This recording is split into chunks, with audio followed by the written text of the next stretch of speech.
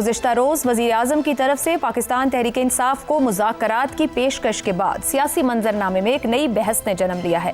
PTI के साबिक़ रहनुमाओं की कायम करदा नेशनल डायलॉग कमेटी की जानिब से वज़ीर आज़म शहबाज शरीफ को लिखा गया ख़त क्या मौजूदा सियासी बहरान में मुफ़ाहिमत की जानिब एक बामायने सियासी इशारा है?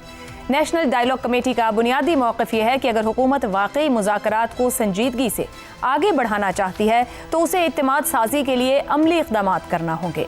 इसीलिए कोट लखपत जेल में कैद PTI के सीनियर रहनुमाओं जिनमें शाह महमूद कुरैशी, डॉक्टर यास्मीन राशिद, उमर सरफराज चीमा, मियां महमूदुर रशीद और साबिक़ सेनेटर एजाज चौधरी शामिल हैं को पैरोल पर रिहा करने का मुतालबा किया गया है। कमेटी के मुताबिक इन रहनुमाओं की मौजूदगी के बगैर मुज़ाकराती अमल ना तो मोतबर हो सकता है और ना ही नतीजा खेज। यहाँ ये नुक्ता ख़ास तौर पर काबिल गौर है कि ख़त में पाकिस्तान तहरीक इंसाफ की बानी का जिक्र दानिस्ता तौर पर शामिल नहीं किया गया, बल्कि तासुर दिया गया है कि अडियाला जेल से बाहर मौजूद क़यादत ही इस मरहले पर मुफ़ाहिमत के अमल को आगे बढ़ा सकती है। इस ख़त पर PTI के साबिक़ रहनुमाओं महमूद मौलवी, इमरान इस्माइल और फवाद चौधरी ने दस्तखत किए हैं। क्या इस हिकमत अमली को एक हकीकत पसंदाना सियासी सोच करार दिया जा सकता है? माजी के तजर्बात ये बताते हैं कि महज अलामती मुज़ाकरात या पसे पर्दा राबते सियासी तातुल को तोड़ने में नाकाम रहे हैं।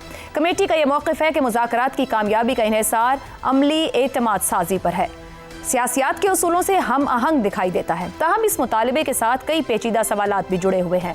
वज़ीर आज़म इस वक्त एक नाजुक सियासी तवाज़ुन पर खड़े हैं, जहाँ एक जानिब इदारों और कानूनी तकाज़ों का दबाव है तो दूसरी जानिब सियासी इस्तेहकाम की शदीद ज़रूरत। पैरोल पर रिहाई एक कानूनी इम्कान तो है, मगर इसके सियासी मुज़म्मिरात कहीं ज़्यादा गहरे हैं।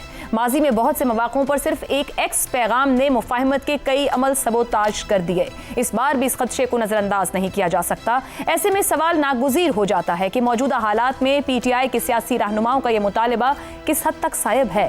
क्या अमली तौर पर मुमकिन हो सकेगा? क्या वज़ीर आज़म के लिए ऐसा करना मुमकिन भी है? और अगर ये सब कुछ मुमकिन है तो क्या किसी एक गैर मोहतात पैगाम से मुफ़ाहिमत का ये पूरे का पूरा अमल दोबारा नाकामी से दो चार तो नहीं हो जाएगा?